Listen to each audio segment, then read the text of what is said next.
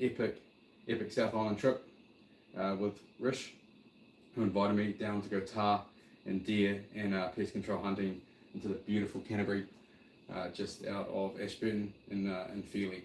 Awesome trip, and just before I left I did a live video on all the gear I'm taking, and this is my first kind of pack away hunt, so I knew vaguely what I was going to be taking, but yeah, I guess a lot of learnings from this trip, as long as talking to a lot of people on the hut, so I thought I'd try and do it brief anyway. A brief summary of the things that I took that went really well, the things I took that maybe was overkill, and things that I really needed to take or should have taken, and is just all part of the learning experience. And yes, I'm going to try and rattle through relatively quickly, and if you leave a comment, I hope I don't miss it this time. There we go. Okay, cool. Because last time I didn't have live chat on. And hopefully this is in horizontal mode. You never know. Alrighty. So what we're going to do today is just go through the different kind of areas of packing. Of as I said, what was good. And then camping equipment. And then I guess, and then clothes. And then finally, just I guess some general thoughts. And also, yeah, again, thanks again to Rish. It was an awesome trip. We saw some incredible game. We just had a blast. We had all 4 seasons throughout those 3 days. And I don't want to give too much away because I'll be editing it, but so I'll do this quickly. Okay, so for starters, clothes and I guess equipment. So I took, it was raining just before we went in, and so we waited about an hour or two before we went in to the hunt, and then as we were waiting, we were packing our gear, and Rish had these pants. These are some MacPack pants that have zipless pants to short these, yeah, zipless shorts. And he was raving about them, and we were trying to reduce the weight of my pack, and so I thought these seemed like a really good thing to get into, because I was taking way too many different pants and shorts. I use these over the hunt. They're incredible, super light, they dry out really quick, and you can yeah, just zip off the legs when you get warm, so you really only need one pair of pants / shorts. These are great, big fan of those. Now I also bought a Huntec jacket before the hunt, that was told by Huntec. They said that it'd be really warm, and I wanted something wind and water resistant, but not a full-on raincoat, but also warm enough to keep you warm. That was exceptional. We were in bloody, pretty cold conditions at some points. It literally snowed a little bit yesterday, considering it was November, and I was toasty as while we were hiking. Looking for game. Merino. This was a merino top, and when I got merino pants that I bought just for the hunt from Torpedo 7 during their closing sale. And I guess as the cliche goes, everyone always says go merino. There was no smell. They didn't sweat very much. I only went through one set.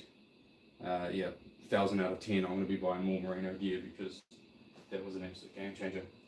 I bought, well, as I said, while we were waiting for the weather, I decided to also buy some Hunter's Element thermal leggings, kind of, I guess, breathable leggings. These were for while we were hiking. I didn't want to be using thicker thermal merino. They are fantastic as well. No issues at all. Nice and breathable, but not obviously as warm as your merinos. I took in 2 sets of gaiters. I've got some real thick gaiters, but I didn't think I thought they'd be too warm and too heavy. I wanted something light, so I actually had some AliExpress gaiters from years ago that I took in. They're kind of kind of that thin plasticky fabric, and then I quickly bought just some real cheap ones as well from Bunnings, so I thought that I'd use these in case these got too wet or vice versa. Rish ended up using these quickly when his ones were damp, and he wanted ones that were a little bit cooler.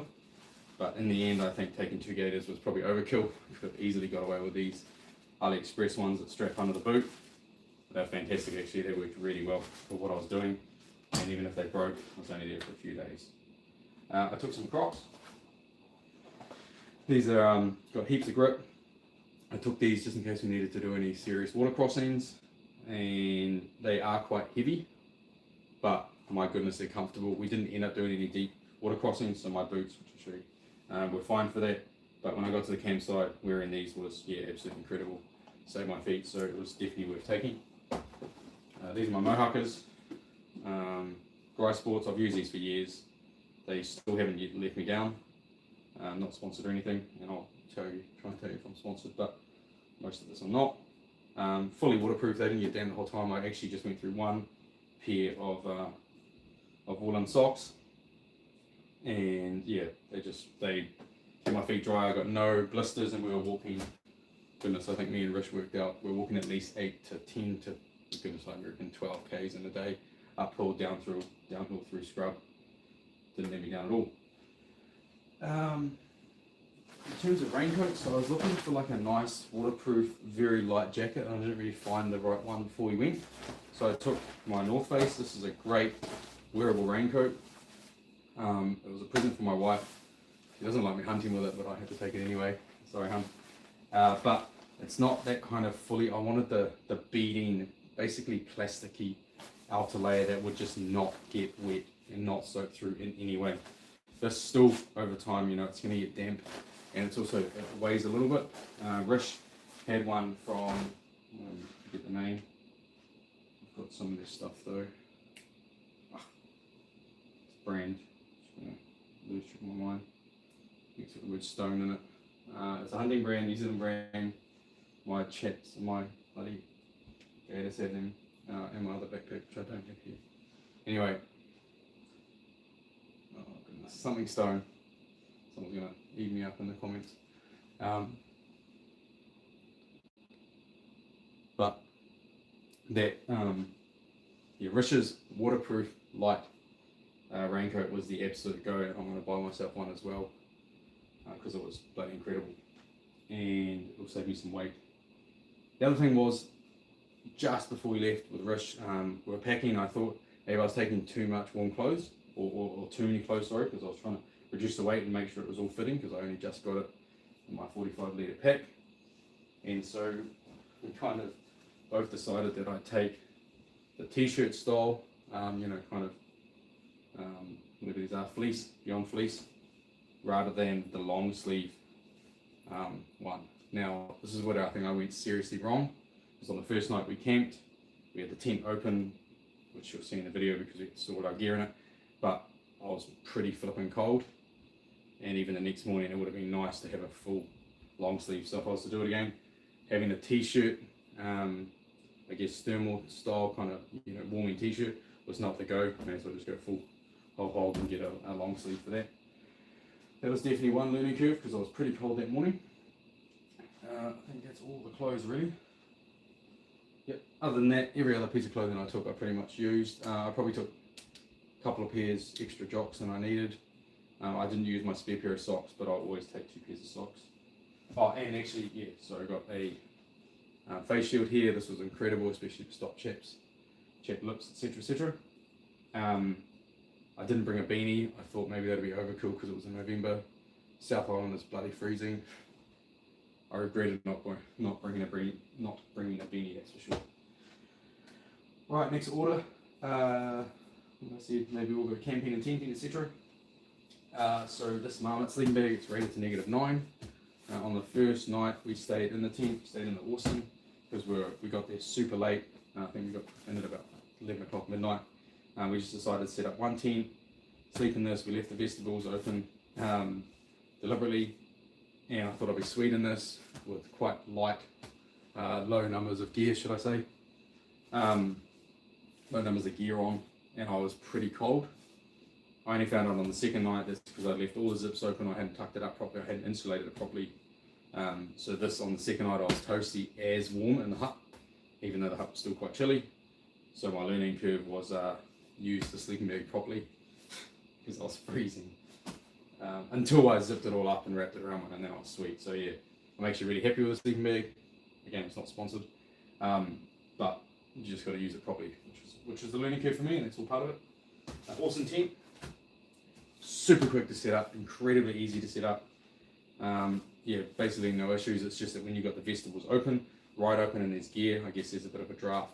So it's more about a watch out for myself next time to make sure I've got warm clothes, or that I do something differently if I'm going to be doing that. But it kept us dry, kept us relatively warm considering how open it was, again deliberately. So stoked as, and it was mega easy to set up and put it away again. in terms of hiking poles maybe. So if you watch the live video on the way in, I had 2 hiking poles, different ones. This one was great for leaning on and balancing on and putting a lot of pressure on. And I also bought this other one with a just standard rubber top, and I put this action camera attachment there with either a quicker release for my filming, or actually for a different 3.5mm for filming with my Thermal Binos. This was an absolute game changer. It's literally just a monopod. You know, you can adjust it, you can move it around. It made it super stable, and it meant I didn't have to take in a separate pole for filming using my 360 camera, and I also didn't need a pole or any tripod or anything for filming off the thermals. You'll see that on the full video. It really exceeded expectations. This was an absolute game changer. So stoked with it, and I didn't have to take in anything extra. So yeah, I'm happy with myself with that. That worked incredibly well. I'm definitely doing that again. Other camping gear. Oh yep. Tiny little inflatable Kmart air mattress. Super easy to inflate. Lasted the whole time, didn't go down at all. Worked mint, no complaints at all. It was cheap, still quite light.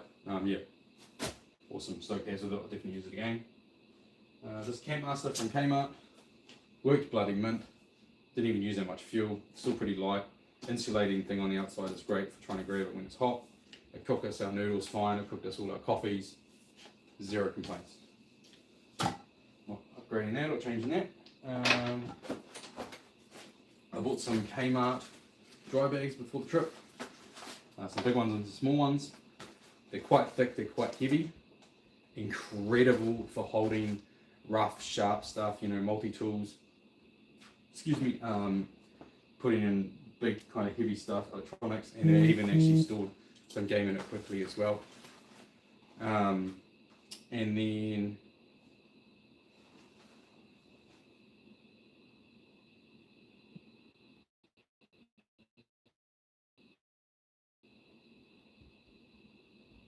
actually, no, I can't. But no one's chatting because I can't see it. But one thing I learned, was that, and they're also great for sitting on, keeping you nice and dry because they're real hardy, real thick. No complaints, but I think I'll get a couple of really super light, much more expensive versions from like Kathmandu or Hunter Fishing, whatever, to store little stuff like electronics and other stuff that doesn't necessarily, you know, doesn't need the hardiness. So a mixture of cheap, really tough Kmart with some light ones would be the go, I think. So yeah, all good there. On my pack. So this is the first real handy as hunt I've done with my Hunter's Element Red. I think it's a Red 45 litre. It's got the same backbone to all the bigger packs. So I'm considering if I want to get a 65 litre in future, I can always just use the same backpack, same backbone. This was really, really good.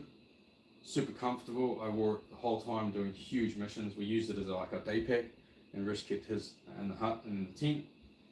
Yeah, the only issue I had is just that these little straps, you know, there's a lot of pressure that goes on these little bits of cord. So I'm probably going to change them out for like a metal ring or clip or something, I think. Will be good. Yeah, other than that, super comfortable, held all our gear. There's so many pockets in it, it's water resistant. It's got the raincoat at the bottom, all good. Okay. What else? Oh yeah, got the food, first aid stuff. Rish made some toasties, some sandwiches. They're bloody incredible. We ate as much as we could before we even started the hunt in the evening. The wraps with the cheese and the slimy stuff, 10 out of 10, bro. Thank you very much for that.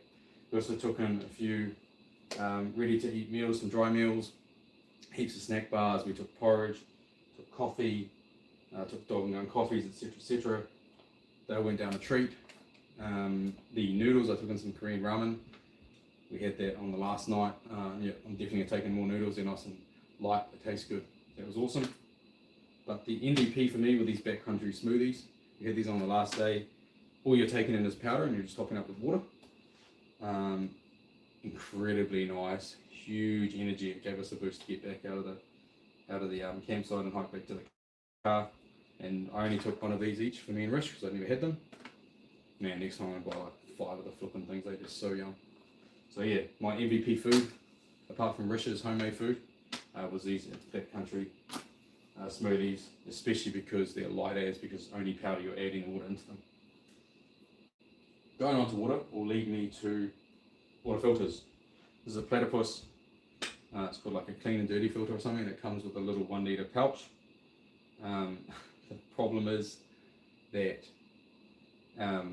we lost the pouch unfortunately, but it was only right on the last day. It just fell out of Rich's pocket.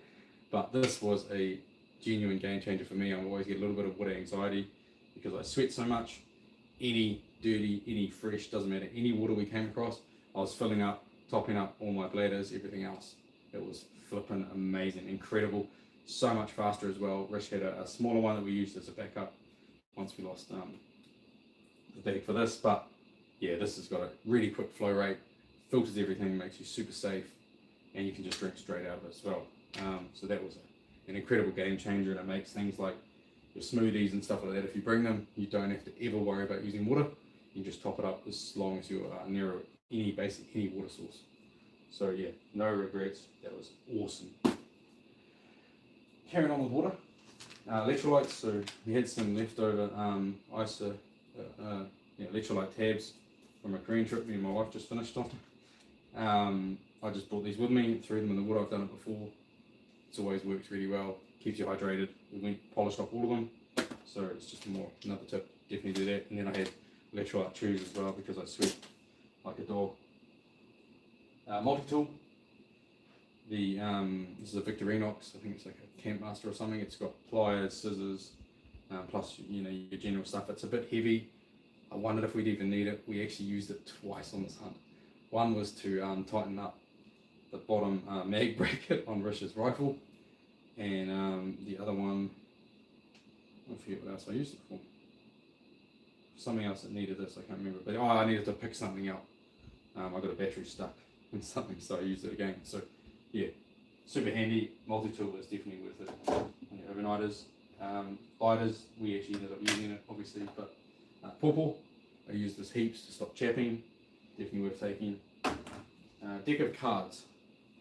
This one wasn't worth taking. It was just extra weight.